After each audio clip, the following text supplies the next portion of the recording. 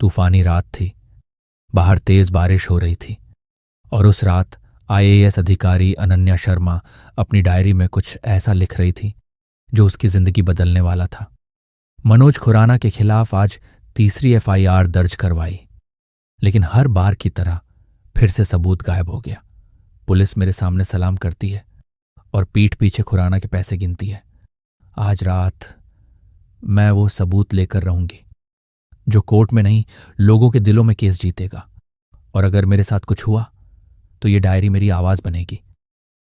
अनन्या ने अपने कुर्ते के नीचे एक छोटा बटन कैमरा लगाया और बैग में एक ऑडियो रिकॉर्डर छुपा लिया, क्योंकि आज वह अकेले मैदान में उतरने वाली थी। उधर शहर के दूसरे कोने में आईएएस मैडम के खिलाफ एक खेल खेला जा रहा था।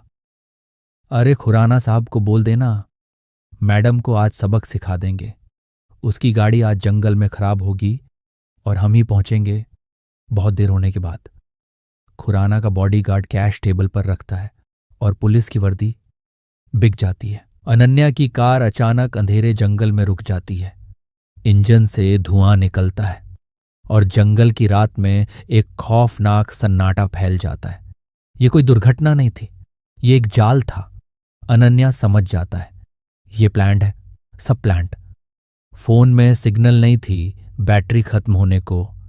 तभी एक पुलिस जीप रुकती है और बाहर उतरते हैं इंस्पेक्टर बलवंत। बलवंत बोला, अरे मैडम, इतनी रात को अकेली? अनन्या बोली, गाड़ी खराब है, मदद करो। लेकिन बलवंत मदद करने नहीं, शिकार पकड़ने आया था। बलवंत कहता है, यहां कोई ऑफिस नहीं, कोई सिस्टम नहीं, यहां सिर्फ तू है और हम तीन। खुराना साहब से पंगा लेने की सजा मिलेगी आज।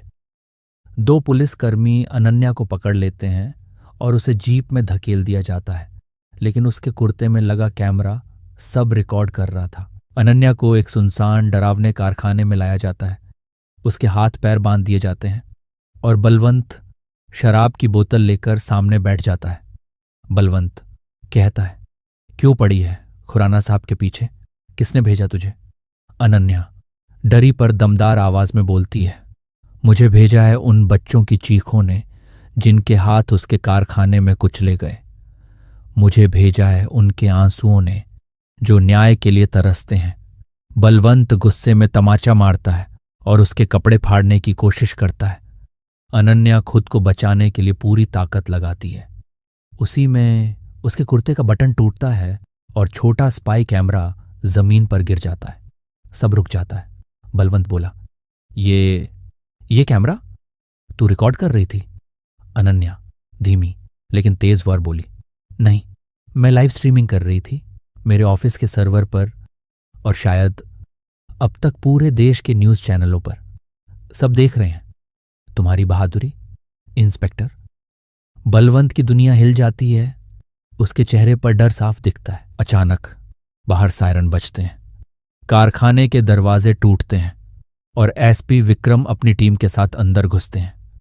एसपी विक्रम, हथियार डाल दो बलवंत, पूरा देश लाइव देख रहा है, अब कोई बच नहीं सकता।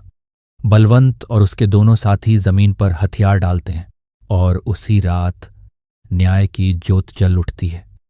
एसपी अनन्या के बंधन खोलते हैं। एसपी विक्रम, मैडम आप ठीक हैं?